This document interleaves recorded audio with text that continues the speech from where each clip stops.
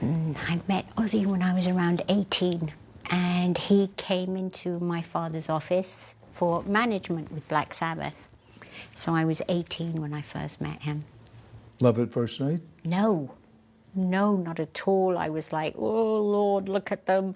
And they were all odd and hairy, and because I'd been used to dealing with artists that were American, and they were slick, and they were really put together, and they smelt nice, and you know, suddenly these guys come in and they're hairy and they're very, you know, from the north of England, and they don't look or dress like anything I've ever seen.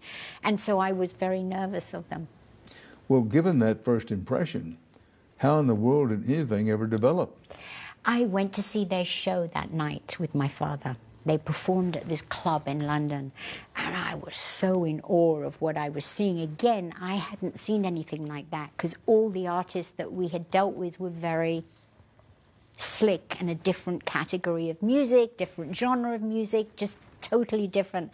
And then when I saw and how electric it was and how different, I was like blown away. I was like, whoa. So that's when I became interested in Black Sabbath. Well, when did you and Ozzy begin to get serious? You say it definitely was not love at first sight. In '79, we were working together, and it was in 1980 that we started. We were working together, and it just became something else. Well, what is it you think first attracted you to him and has kept you attracted to him? Now, we all know nobody gets through marriage unscathed, but let's face it, you've had some really difficult and tumultuous times, but what is it that kept you so attached to him?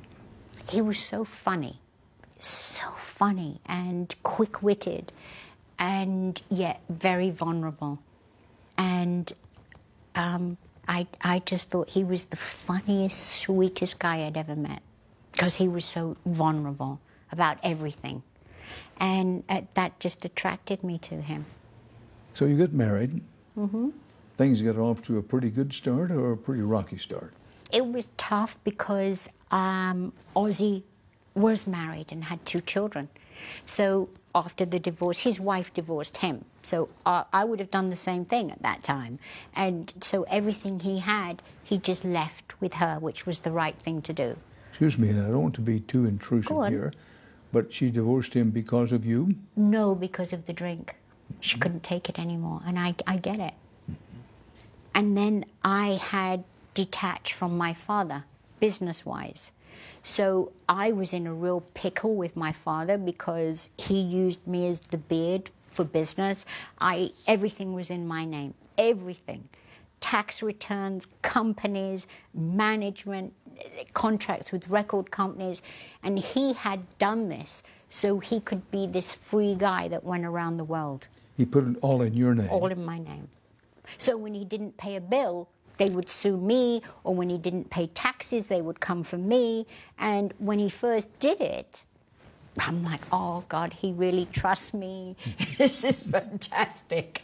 But when the tax man's following you around for payment, and they come and they take the house from you, and they put all the yellow tape around the house, It's like, oh no, me.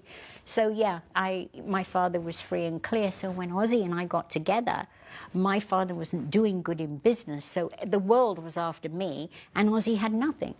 So we both started with nothing.